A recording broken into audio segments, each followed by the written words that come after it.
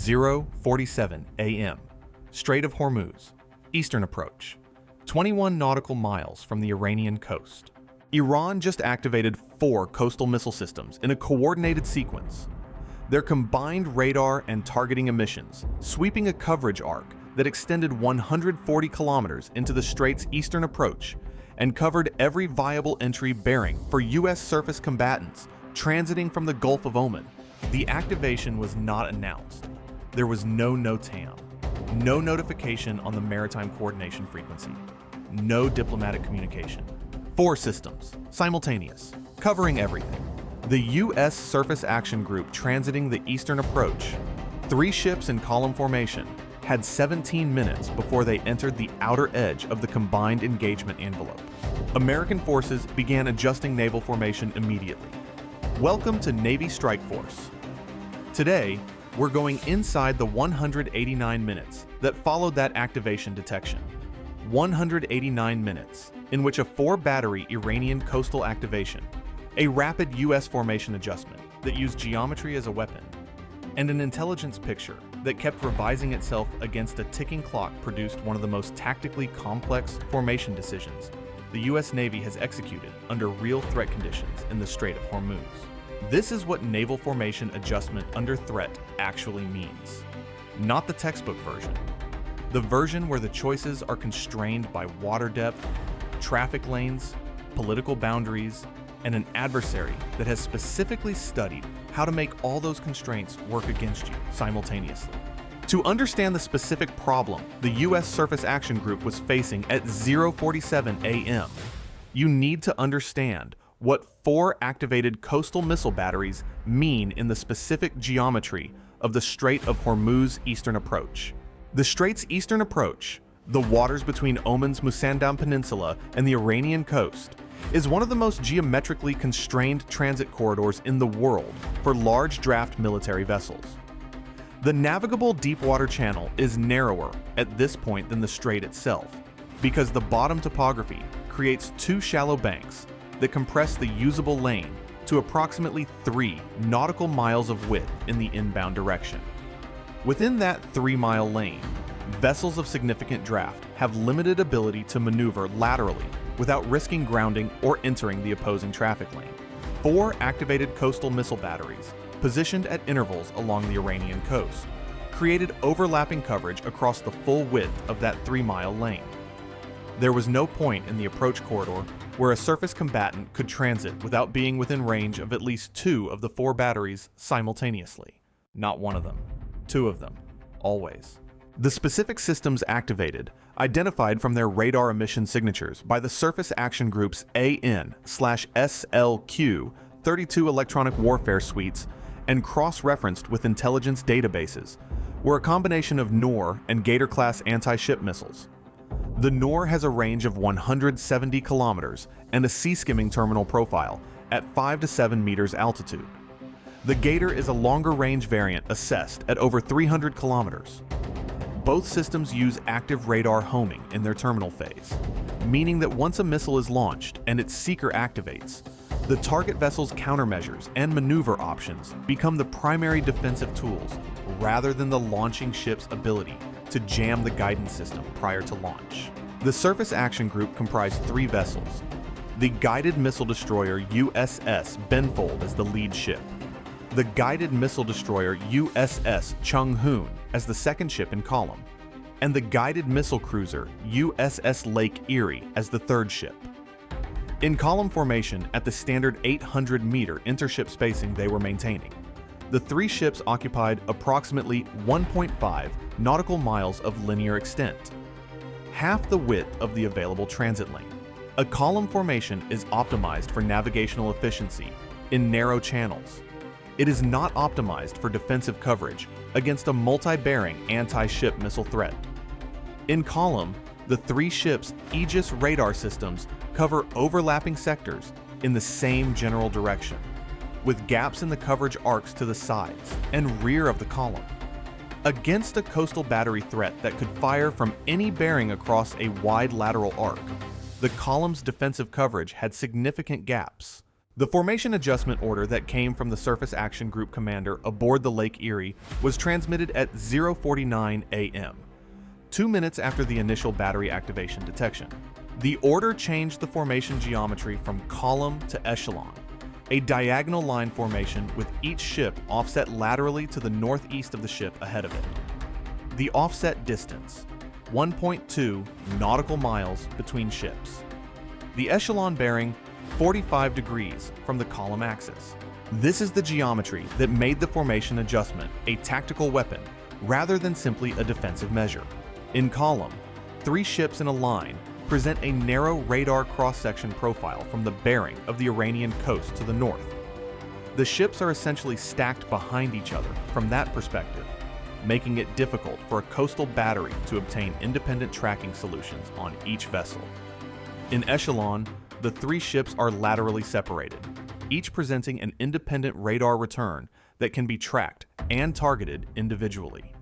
That sounds like a disadvantage. It is in isolation. But echelon formation also places the 3 ships' Aegis radar systems in a configuration where their combined coverage fills the gaps that existed in column. The Benfold's SPY-1D radar, facing generally northwest, covers the Iranian coastal bearing. The Chung-Hoon, offset 1.2 nautical miles to the northeast, covers an arc that overlaps with the Benfold's coverage and extends further to the northeast. The Lake Erie, at the echelon's trailing position, has a coverage arc that completes the 360-degree picture. 3 ships in echelon, with their Aegis systems cross-linked, create a composite air and surface defense picture that covers all approach vectors simultaneously.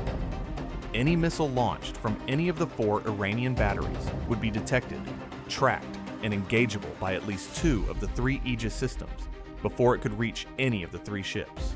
The formation geometry had turned the 4-battery threat from an overwhelming multi-bearing problem into a manageable multi-ship defensive team problem. But the echelon's lateral spread, 1.2 nautical miles between ships, covering a total lateral extent of 2.4 nautical miles across the formation's width, placed the group at the edge of the available navigable lane. The echelon was threading the channel with ships positioned at the practical limits of safe navigation for vessels of this draft. The navigator aboard the Benfold transmitted a channel clearance advisory at 0:52 a.m. Minimum safe lateral clearance from the southern bank was being maintained, but deviation of more than 200 meters further south would put the lead ship in water depth, below her minimum operational requirement. 200 meters of lateral margin, in a threat environment. At 0:54 a.m., 7 minutes after the initial battery activation, the Surface Action Group's commander requested 5th Fleet guidance on transit continuation. The request framed the decision clearly. The formation adjustment had optimized the defensive geometry, but had consumed nearly all the available lateral maneuvering margin. If the batteries escalated to targeting posture, fire control radar activation, the group would have limited ability to maneuver away from a tracking solution without exiting the navigable lane entirely. 5th Fleet's response came at 0:58 a.m. Continue transit. Maintain echelon formation. EA-18G Growler support launched immediately. ETA on station, 24 minutes. 24 minutes. The Surface Action Group would enter the combined battery engagement envelope in 10 minutes. There would be 14 minutes of gap between entering the engagement envelope and receiving electronic warfare support. During those 14 minutes, the 3 ships would be inside the range of 4 Iranian anti-ship missile batteries in an echelon formation with 200 meters of lateral margin, with no jamming support available. The Surface Action Group commander acknowledged the guidance at 0:59 a.m. and transmitted a formation-wide order. All Aegis systems to maximum active mode. SM-2, Block 3B interceptors in immediate launch-ready configuration. Phalanx CIWS to automatic surface and air engagement mode. All countermeasures to immediate deployment readiness. At 1:04 a.m., the Benfold entered the outer edge of the combined battery engagement envelope. The 4 Iranian batteries maintained their search and tracking radar emissions. They had not shifted to fire control mode. Search and tracking radar generates a target motion analysis picture, speed, heading, maneuver characteristics. Fire control radar establishes the precise targeting solution needed for a launch. The batteries were watching. They had not yet signaled an intent to shoot. This is the ambiguity that makes coastal battery activation so difficult to respond to decisively. Watching is legal. Watching is routine.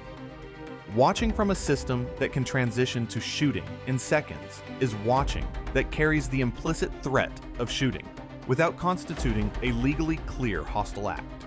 The commanding officer of the Benfold, leading the echelon through the engagement envelope, was in a position that required him to prepare for a missile launch while operating in conditions where no missile launch had occurred and where the legal authority to strike the batteries preemptively did not exist. He was required to be simultaneously ready to defend and restrained from acting on that readiness at 1:08 a.m. as the Chung-hoon, second in the echelon, entered the engagement envelope. One of the 4 batteries shifted its radar emission pattern, not to fire control, to a search mode at higher power density, a mode that intelligence databases associated with Iranian pre-launch preparation protocols. Higher power search in Iranian coastal battery doctrine is used to refine target motion analysis in the final minutes before transitioning to fire control lock. It is not the last step before launch, but it is the step before the last step. The Surface Action Group commander had 4 options at 1:09 a.m. Option A: continue the transit at current speed and formation. Accept the increased threat posture indicated by the high-power search activation.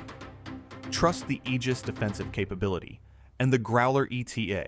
Option B: increase speed to maximum. Reduce the time inside the engagement envelope by transiting through it faster. Accept the reduced maneuvering stability and the increased crew stress of a high-speed transit through a constrained channel with 200 meters of lateral margin. Option C: hold position at the edge of the engagement envelope and wait for the Growler before continuing. Accept the delay and the signal it sends about U.S. willingness to transit under battery activation conditions. Option D: transmit a direct communication to Iranian naval forces on the regional military coordination frequency, explicitly identifying the high-power search activation as a potentially hostile act, and directing all batteries to stand down, targeting operations against U.S. naval vessels. What would you order? Comment A, B, or C, or D below, because the Surface Action Group commander was already executing. He chose a combination of Option B and Option D simultaneously.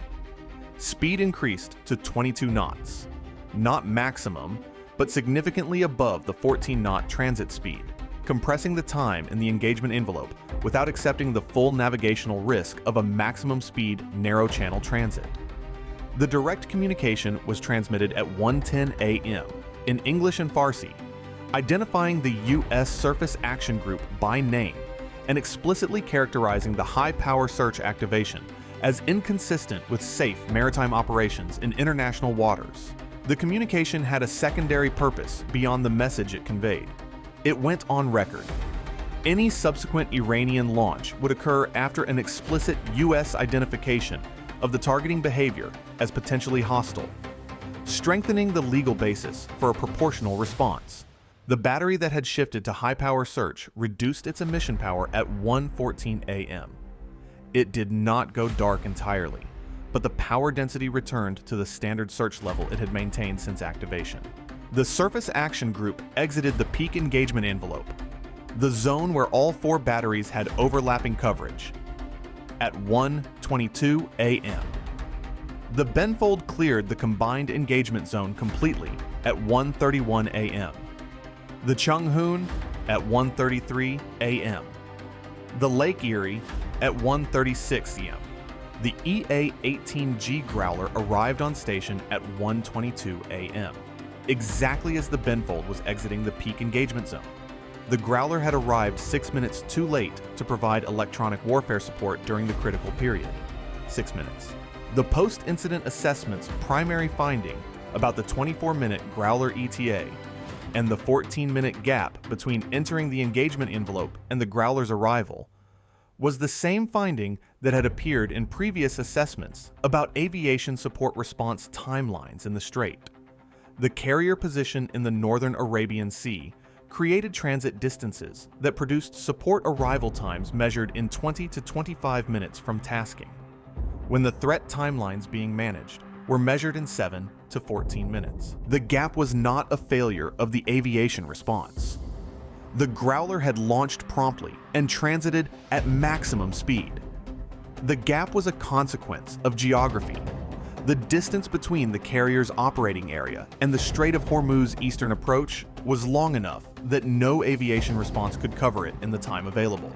The solution, pre-positioning aviation support assets forward in the theater of operation rather than at the carrier's standard operating position, was technically available. It was also operationally demanding, creating additional planning and logistics requirements for carrier air wings already managing high-tempo Gulf operations. The echelon formation had worked. The communications had worked. The transit had completed safely. 4 Iranian coastal batteries had activated, elevated their search mode, and stood down without launching. But the 14-minute gap had been real. During those 14 minutes, 3 U.S. Navy warships had transited through the combined engagement envelope of 4 Iranian anti-ship missile batteries with no electronic warfare support, 200 meters of lateral maneuvering margin, and the knowledge that a decision to elevate one battery's radar from high-power search to fire control lock could initiate a sequence that gave the Aegis systems approximately 90 seconds to respond before the first missile reached terminal phase. 14 minutes that worked out. This time, stay sharp, stay informed. This is Navy Strikeforce.